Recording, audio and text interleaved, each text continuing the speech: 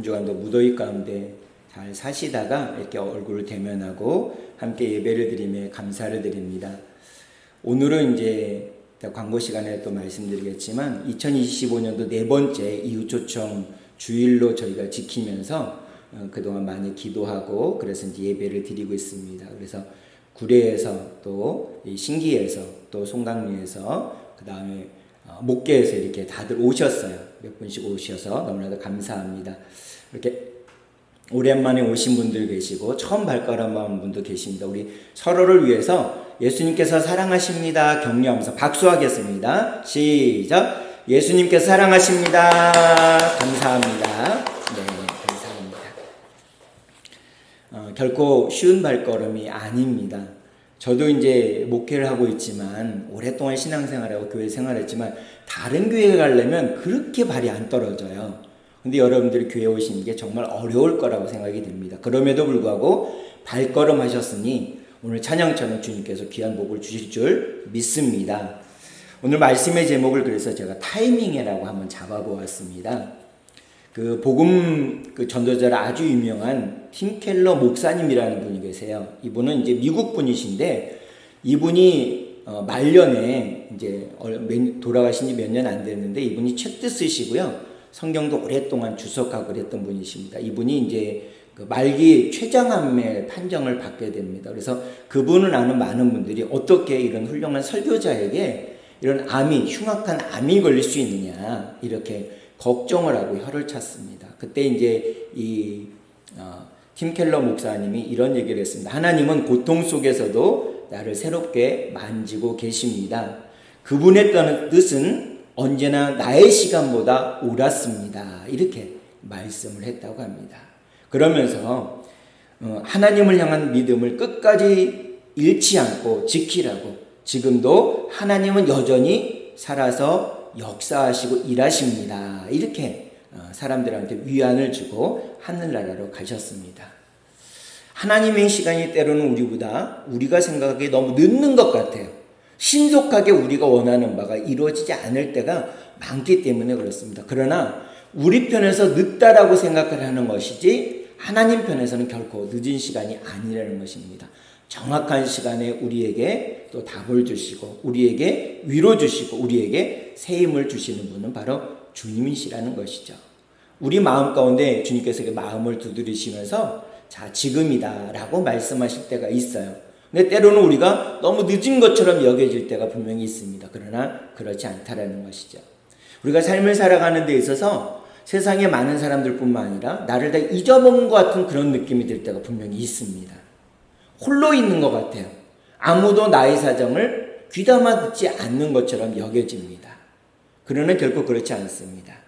우리 인생에 방주에 갇혀서 고립무원의 상태에 있는 것처럼 사면초가 같은 상황에 놓여져 있는 것처럼 느낄 때가 있습니다.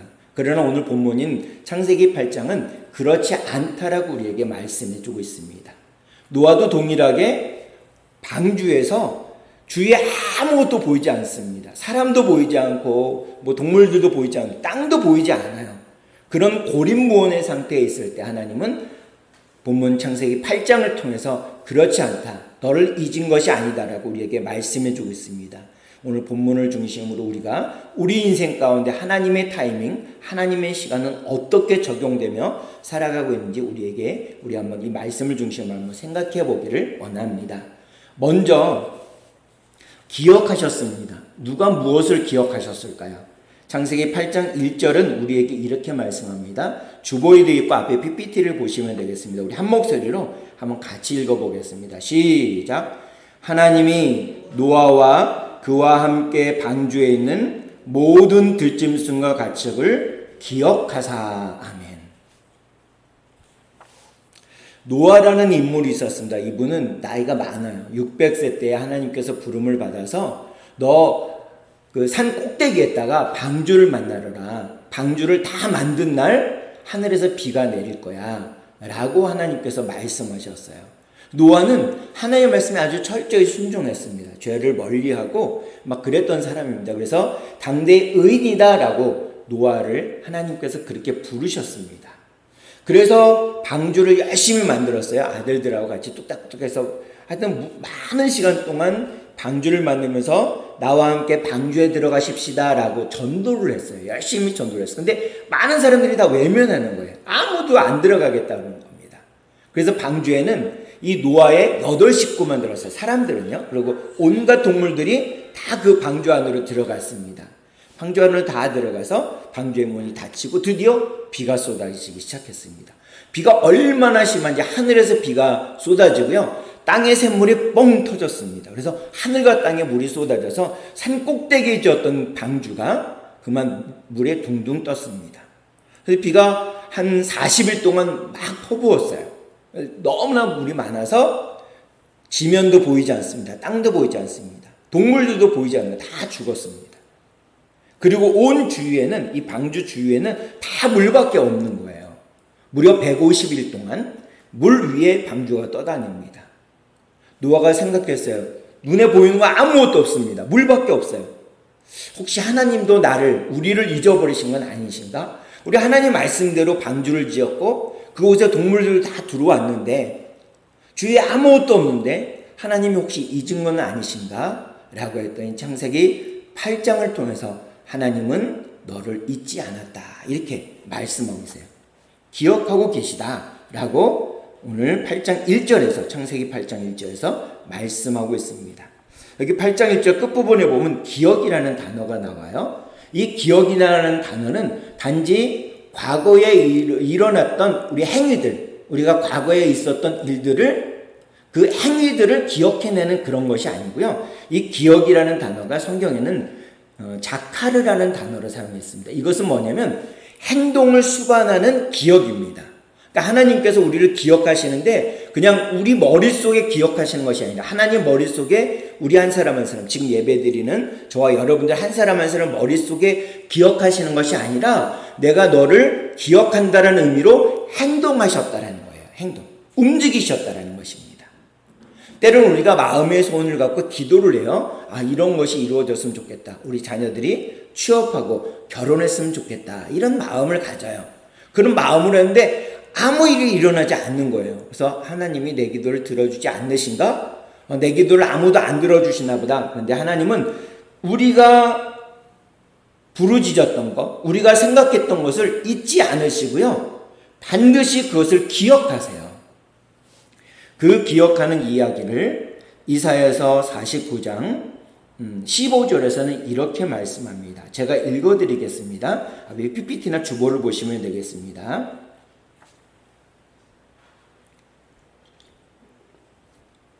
여인이 어찌 그 젖먹는 자식을 잊겠으며 자기 태에서 난 아들을 긍휼히 여기지 않겠느냐. 그들은 혹시 잊을지라도 나는 너를 잊지 아니할 것이라. 아멘.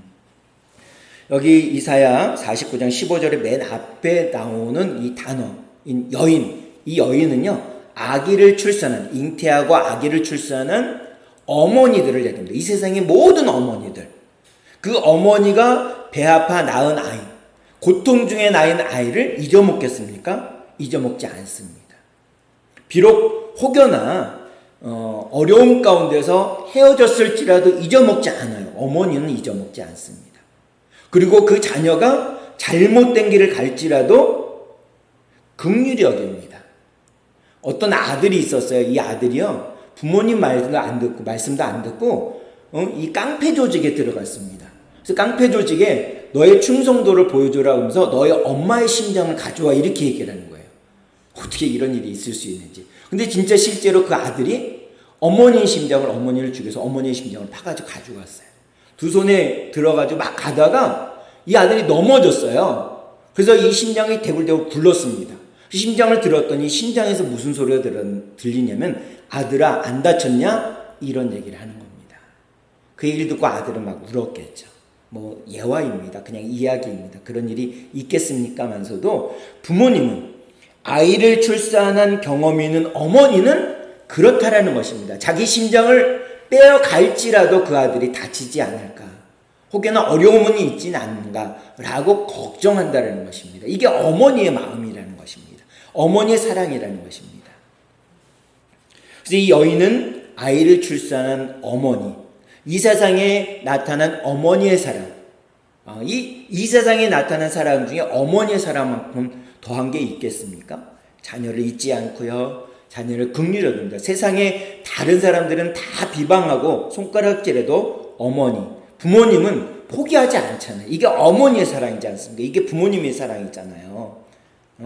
근데 거기 보게 되면 그들은 혹시 잊을지라도 인간의 사랑은요, 무한한 것처럼 여겨지면 한계가 있습니다. 한계가 있어요. 그것을 얘기하는 겁니다. 그들은 혹시 잊을지라도 나는 너를 잊지 않는다.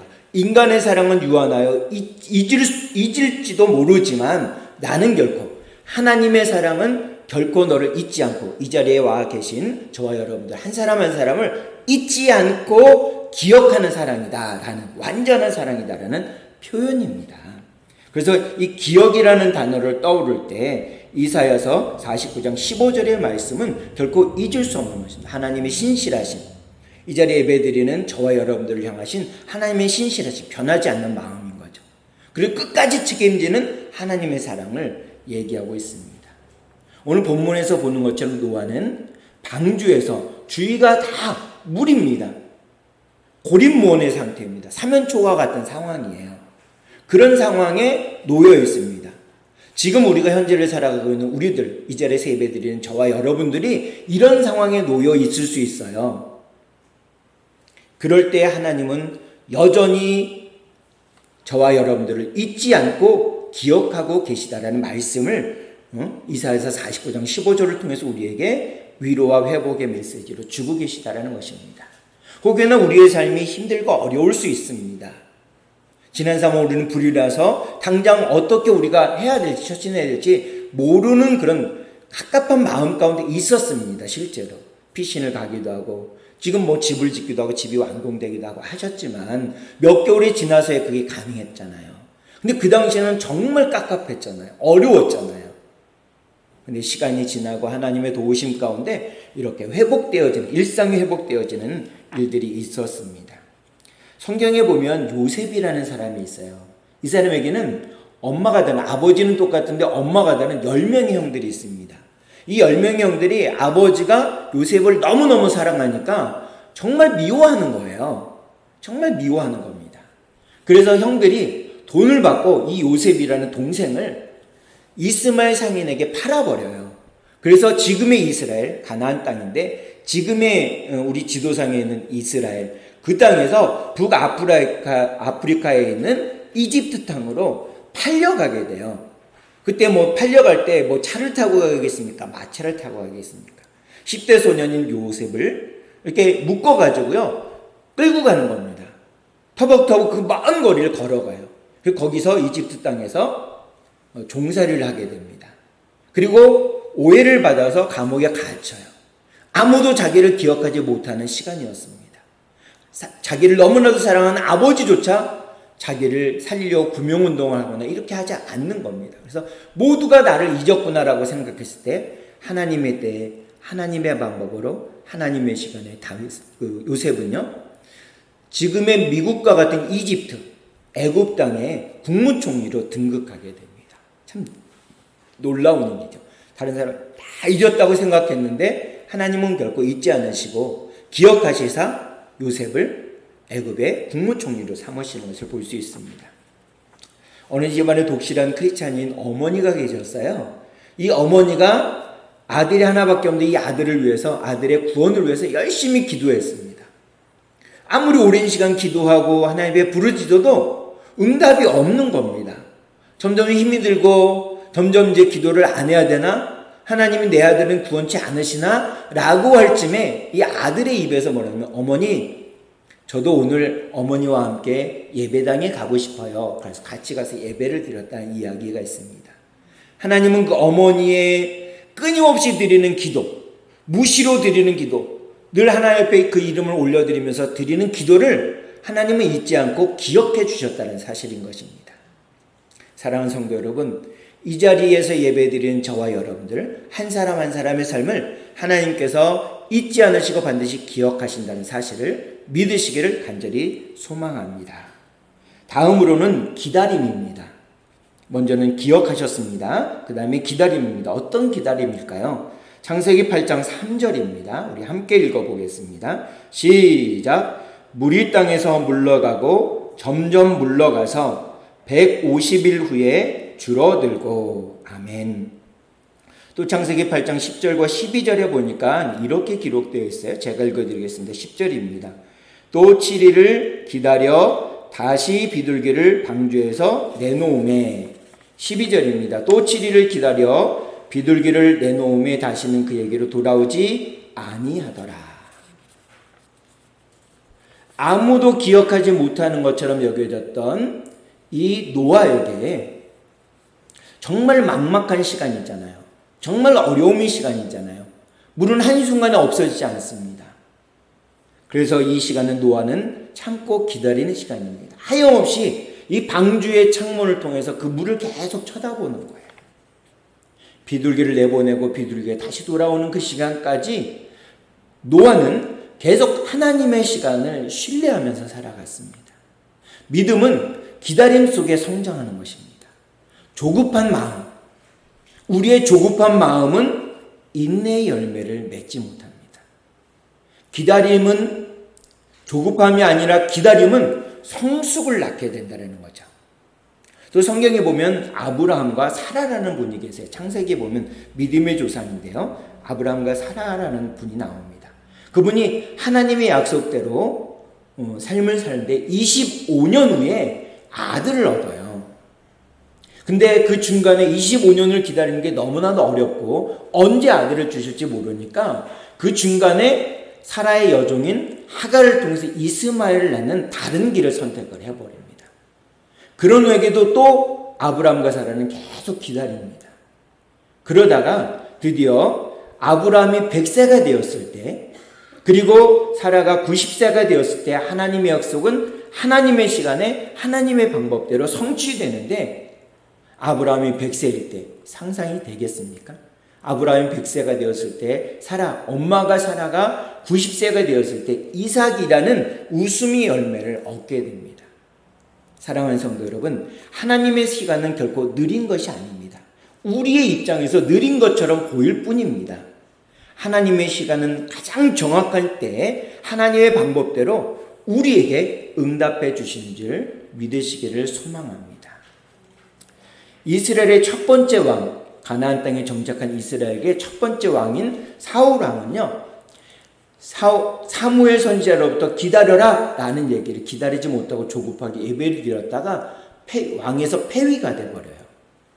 그런데 다윗은요, 하나님의 약속의 말씀을 붙들고 끝끝내 기다렸어요. 수년 동안, 10여 년 동안 도망자의 삶을 살아가요.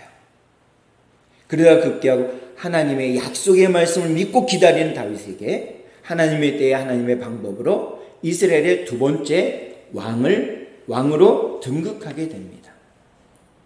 또 실제 인물인 조지 밀러라는 목사님이 계세요. 이분은 영국 분이세요. 영국의 조지 밀러 목사님이 아주 위대한 신앙인이고요. 목사님이세요. 그리고 영국의 고아의 아버지라는 별명이 있어요. 무려 3,000명까지, 많게는 3,000명까지 고아를 데리고 살았던 분이세요. 근데 이분이 끊임없이 많은 기도를 할 수밖에 없잖아요. 아이들을 돌봐야 되니까. 근데 그분이 꼭 기도할 때 잊지 않았던 것이 뭐냐면 자기 절친인 5명의 친구들의 구원을 위해서 기도했습니다. 한 10년쯤 열심히 기도했더니 한 친구가 예수님을 믿고 회심하고 돌아왔습니다. 하나님의 자녀가 돼요. 그리고 한 20년쯤 지나니까 또 한 친구가 예수님 믿고 돌아왔습니다. 30년쯤 되니까 또 한 친구가 예수님 믿고 회심하고 돌아왔습니다. 남은 2 친구가 남았습니다. 이 조지 밀러 목사님도 연세가 많으셔서 은퇴를 하셨어요. 그리고 자기 생애 이제 마지막 설교일 것 같아서 교회 부탁해서 마지막 설교를 했는데 그 설교를 누가 들었냐면 다른 자기의 절친한 친구가 들었습니다. 그 자리에 그 설교, 조지 밀러 목사님의 설교를 듣고 회심하고 예수님 믿기로 결단하고 예수님을 믿게 되었습니다. 그러다 얼마 지나지 않아서 조지 밀러 목사님이 돌아가셨어요. 그래서 5명의 친구가 다 모였는데 이 4명의 친구들이 한 친구에게 얘기합니다. 조지 밀러가 너를 위해서 평생을 위해서 기도했어. 얼마나 열심히 기도했는지 몰라. 우리들도 다 함께 예수님 믿게 된 거야. 그랬더니 이 5번째 친구가 그 얘기를 듣고 너무나 감동이 돼서 회심을 하고 예수님을 믿었다는 얘기입니다. 조지 밀러 목사님의 50년 동안의 중단 없는 기도에 그의 기다림은 결코 응답이 없는 것이 아니라 하나님 반드시 응답을 주셨다는 사실입니다. 기도의 기다림은 결코 헛되지 않습니다. 하나님의 침묵은 오래가지 않습니다. 반드시 역사하십니다. 우리 자녀들, 손주들이 혹시 취업을 못하고 있습니까? 주님 앞에 기도하십시다. 우리 육신이 병이 있습니까? 하나님 앞에 기도해야 됩니다. 가족의 구원을 위해서 기도하고 계십니까? 우리는 방주의 창문을 바라보고 있는 그 노아처럼 우리는 끊임없이 그 열매를 기다리는 것입니다. 기다림의 시간은 고통의 시간이 아니라 하나님의 계획을 믿는 시간입니다. 그래서 우리는요, 주님의 구원을 기다리며 때를 얻든지 못 얻든지 복음을 전하는 것입니다. 세상에 많은 사람들이 복음을 들었습니다. 요번에도 저희가 100장 가까이 이 초청장을 전달했어요. 여러분들 초청장 다 받으셨을 겁니다. 근데 많은 사람들이 그것을 외면하고요. 그 중에 그래도 여러분들이 응답하고 주님 앞에 나왔습니다. 이 시간 제가 천국 가는 약도를 좀 소개하고자 합니다. 자, PPT를 넘겨주시면 첫 번째 그림을 보게 되면 우리 한번 제가 부르는 대로 한번 쫓아해 보겠습니다. 천국은 사람이 가고, 다 한번 같이 해보겠습니다. 천국은 사람이 가고, 지옥은 마귀가 가는 곳이다. 그런데 그 중에서요, 마귀의 유혹으로 죄 짓는 사람들이 지옥을 갑니다. 누구에게나 마귀는 다 유혹을 해요. 근데 그 중에 일부가 마귀 유혹에 빠져서 죄 짓고 지옥을 갑니다. 그 다음 장면을 넘겨주시면 사람은 언제든지 죽는 날이 우리에겐 다가옵니다. 빠를 수도 있고 늦을 수도 있어요. 이 죽는 날 우리의 육은요, 땅에다가 묻습니다. 시신은 땅에 묻습니다. 근데 우리 몸에는 영과 혼이 또 있어요. 이 영과 혼은 이사를 해야 돼요. 우리 육신이 죽으면. 과연 천국으로 이사하시길 원하십니까? 아니면 지옥으로 이사하길 원하십니까? 어디로 이사하길 원하세요? 어디로 가길 원하십니까? 여러분들이 선택을 하는 거예요. 영원한 행복이 있는, 영원한 불행이 있는 지옥이든 영원한 행복이 있는 천국이든 어느 곳을 가기를 원하십니까? 나의 죄를 대신해서 죽으시고 살아계신 예수님을 믿는다면 우리는 천국에 갈 수 있습니다. 잘생기고 못생기고 예수님을 얼마 믿고 뭐 상관없습니다. 나의 죄를 대신해서 죽으시고 날 위해 십자가에 돌아가셨다가 다시 부활하신 그 예수님을 내 마음속에 믿는다면, 놓고 하신 예수님에게 내 마음의 문을 연다면 우리는 다 천국에 갈 수 있다는 사실입니다. 자, 이렇게 기도하면 우리가 천국 가는 복을 얻을 수 있습니다. 저를 쫓아서 한번 기도해 보겠습니다. 하나님 아버지, 저의 죄를 용서해 주세요. 저의 죄를 대신하여 십자가에 못 박혀 죽으시고 부활하신 예수님을 나의 구주, 나의 하나님으로 영접합니다. 예수님, 저의 마음속에 들어와 주세요. 예수님의 이름으로 기도합니다. 아멘. 마음으로 믿고 기도했다면 이미 천국 가는 복을 받았습니다. 여러분들 축하하며 축복합니다. 우리 서로를 위해서 박수하겠습니다.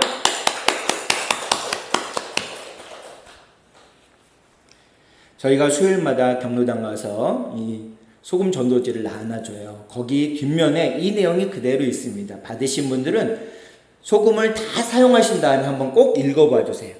그러면 내 마음속에 지금 당장은 예수님이 당장에는 들어오지 못할 수 있습니다.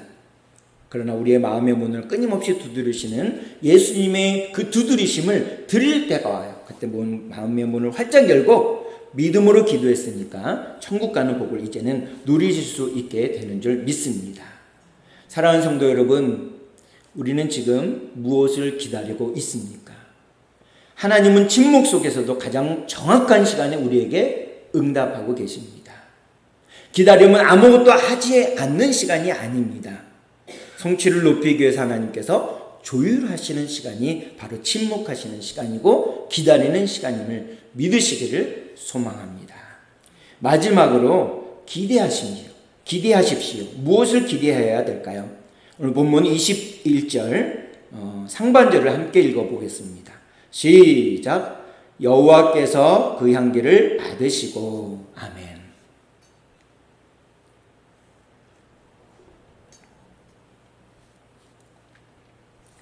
방주에 들어갔다가 나온 노아가요, 가장 먼저 행한 일이 있습니다. 그 뭐냐면 하나님께 예배를 드리기 위해서 제단을 쌓는 일이었습니다.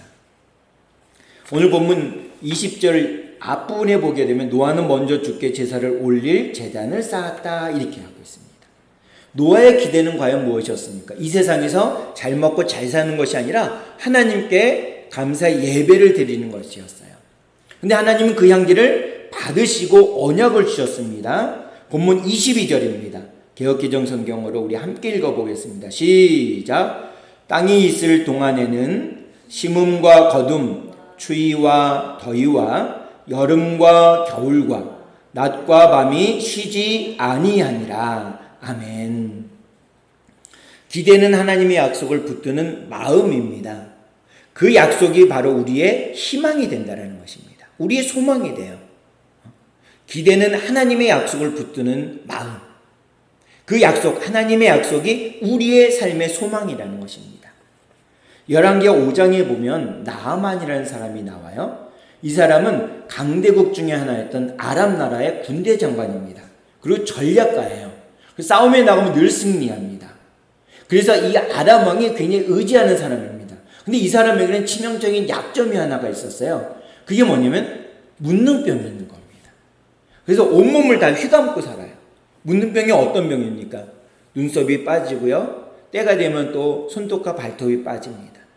그리고 온몸이 문드러지고 녹아서 썩은 내가 나서 결국은 죽습니다. 약도 없어요. 이게 늦출 수는 있지만 이걸 낫게 하는 약도 없습니다. 그래서 지금도 마찬가지지만 지금은 이제 발병률은 높지는 않습니다. 근데 우리나라에도 있어요. 소록도에 일부, 많지는 않지만 거기에 있는 분들이 계세요. 근데 이거는 하늘이 준 벌이다 그래서 그렇게 심한 병이었습니다. 근데 이 나아만이요, 이스라엘의 선지자를 통하면 이 문둥병이 나을 것이다라는 소식을 듣게 돼요. 그래서 금은보화를 가지고 이스라엘로 갑니다. 근데 선지자를 만나러 갔더니 선지자가 그 집에서 함께 일하는 선지자 후보생을 통해 가지고 요단강에 와서 7번 목욕하러 가십시오라고 얘기한 겁니다. 근데 이 나만이 기대하기는 선지자가 나와서 자기 위에 또 머리에 또 손 얹고 기도도 해주고 뭐를 뿌리고 이런 의식을 치를 줄 알았어요. 그런 기대감을 갖고 있었어요. 근데 요단강에 와서 목욕을 7번 하라는 거예요. 가봤더니 자기네 나라 아람 나라에 있는 강보다 형편없는 개울 같은 거예요. 물도 많지 않은데 어떤 데는 보니까 냄새도 나요. 아니 내 생각에는 이런데 어떻게 이래? 그러면서 화가 나가지고 집으로 돌아가려고 했더니 그 말고삐를 잡은 종들이 아니 장군님 가서 목욕만 하라는데 그것도 7번만 목욕하면 된다는데 뭐 화를 내면서 가십니까? 제발 목욕하고 가시죠. 믿거나 말거나 한번 손해보는 셈 치고 한번 목욕하고 가시죠. 땀도 많이 났는데. 그랬더니 나아만이 진짜 가서 목욕을 했어요. 1번, 2번, 3번, 4번, 5번, 6번 할 때까지 몸에 변화가 없는 겁니다. 막 몸에 악취가 나는데 그대로 악취가 나는 거예요. 그래서 7번째 목욕하고 나왔더니 아기의 살처럼 되었다라고 성경은 기록하고 있습니다. 그래서 기쁨으로 돌아갔다는 얘기인 것입니다. 때로는 우리의 기대가 하나님께서 하시는 일이 아니라 내 생각에서 우리의 기대를 나타낼 때가 있습니다. 그러나 하나님은 우리의 기대를 초월해서 응답하시는 분이세요. 전혀 우리가 생각하는 방법과 어떤 상황이 안 맞더라도 하나님은 하나님의 때에 하나님의 방법대로 그 기도를 응답해 주신다는 것입니다.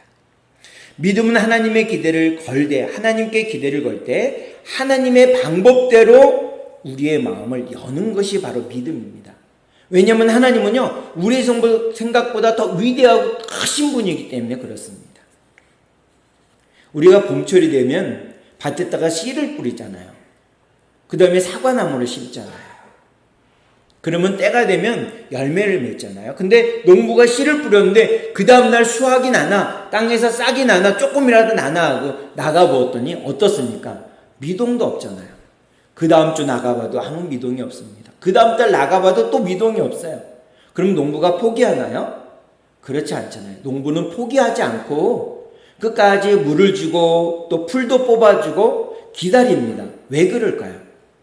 그 씨앗 속에 생명이 있기 때문에 그렇습니다. 마찬가지로 그 싹에 기대를 걸고 있어요. 농부는. 마찬가지로 우리들도 그 씨앗처럼, 씨앗에 생명이 있는 것처럼 하나님을 향해서 기대해야 되는 이유는 뭐냐?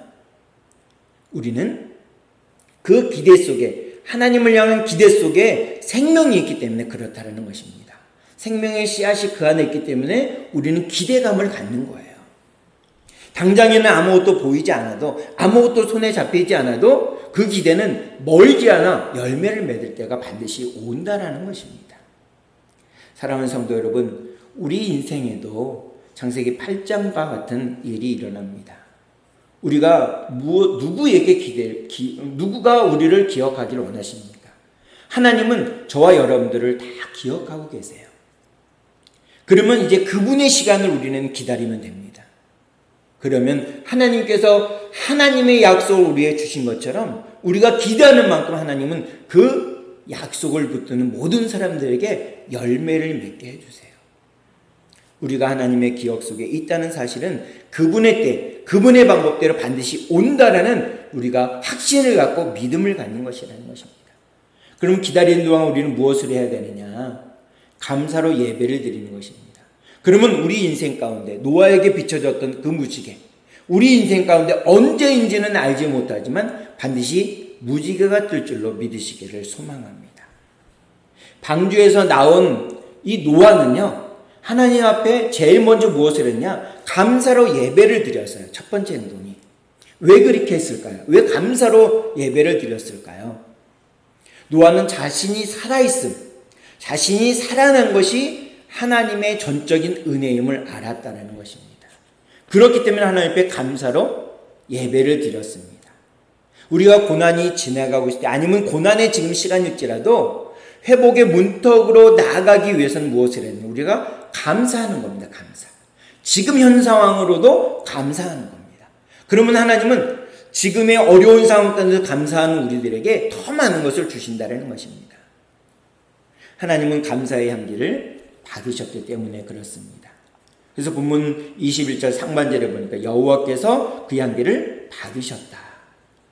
하나님은 이 제물, 우리가 오늘 드리는 예물, 여기보다 더 관심이 있는 건 뭐냐면 우리가 제물을 드리고 우리가 예물, 헌금을 드리는 그곳에 우리의 마음이 있기 때문에 하나님 그것에 더 마음이 있다라는 것입니다. 하나님의 마음.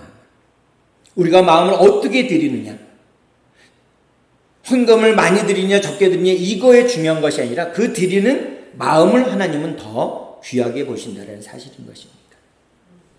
진심으로 드리는 감사, 하나님은 그것을 기쁘게 받으신다라는 것입니다. 우리의 예배도 하나님께 향기로운 제사가 되도록 마음을 담아서 드리는 것입니다. 마음을 담아서 드리는 첫 발걸음이 뭐냐? 아까도 말씀드렸지만 100장 정도 초청장을 전달을 했습니다. 그 받은 많은 사람들이 있었지만 이 자리에 나온 분들은 초청장을 받으면서 마음을 다해서 이 자리에 나온 저와 여러분들밖에 없습니다. 이것이 우리의 마음을 담아서 드린 첫 발걸음이라는 것입니다. 그래서 그것이 귀한 것입니다.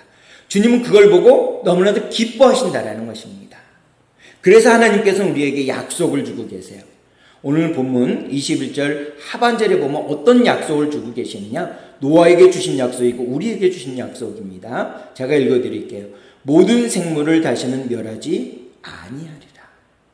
이 약속을 받고 노아는 감사함으로 하나님 앞에 예배를 드렸어요. 근데 하나님이 또 이런 약속을 주세요. 본문 21절 중반절에 보니까 다시는 사람으로 말미암아 땅을 저주하지 아니하리니 이렇게 말씀하고 계십니다.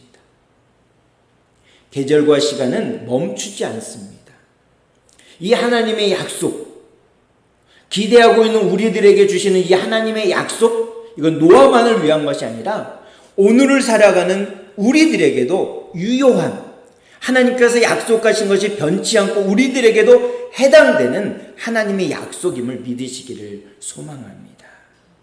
삶이 흔들리고 어려울 때 계절이 돌아가는 것처럼 하나님의 은혜는, 하나님의 약속은 멈추지 않는다는 사실입니다.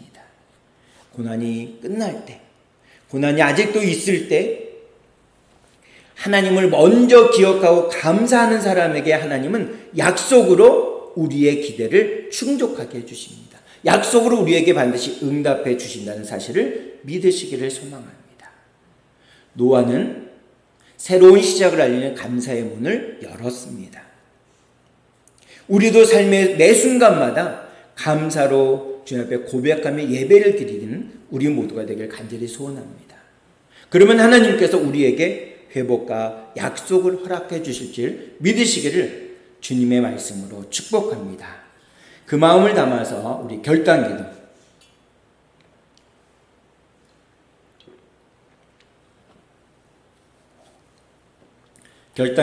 함께 드리도록 하겠습니다. 주보나 우리 앞에 PPT가 있으니까 같이 읽으면 되겠습니다. 시작. 하나님 아버지, 저는 죄인입니다. 어디에서 와서 왜 살며 어디로 가는지 알지 못하고 방황하며 살았습니다. 저희 죄를 위하여 십자가에서 죽으시고 부활하신 예수님을 제 구주로 모셔드립니다. 이제 저는 하나님의 자녀가 되었습니다. 지금부터 영원토록 주님과 함께 살겠습니다. 예수님의 이름으로 기도드립니다. 아멘. 믿음으로 드렸음에 이미 하나님의 나라에 임했습니다. 여러분들 축복합니다. 기도하겠습니다. 참 좋으신 하나님, 감사를 드립니다. 오늘은 2025년도 네 번째 이웃초청 주일로 지키며 그동안 기도하며 주님 앞에 섬겼던 수많은 영혼들의 기도로 인해서 아버지 하나님, 이 시간 또 구례에서, 또 신기리에서, 또 송강리에서, 또 목계에서 이렇게 주님 사랑하는 영혼들이 주님 앞에 나와 함께 예배를 드렸습니다. 함께 주님 앞에 고백의 기도도 드렸습니다. 영접의 기도도 드렸습니다. 결단의 기도도 드렸습니다. 믿음으로 주님 앞에 기도를 드린 우리 영혼들, 우리 심령들의 한 사람 한 사람을 기억하시고 그들이 천국 가는 복을 누릴 수 있도록 인도해 주시옵소서. 예수님의 이름으로 기도하옵나이다. 아멘. 마음속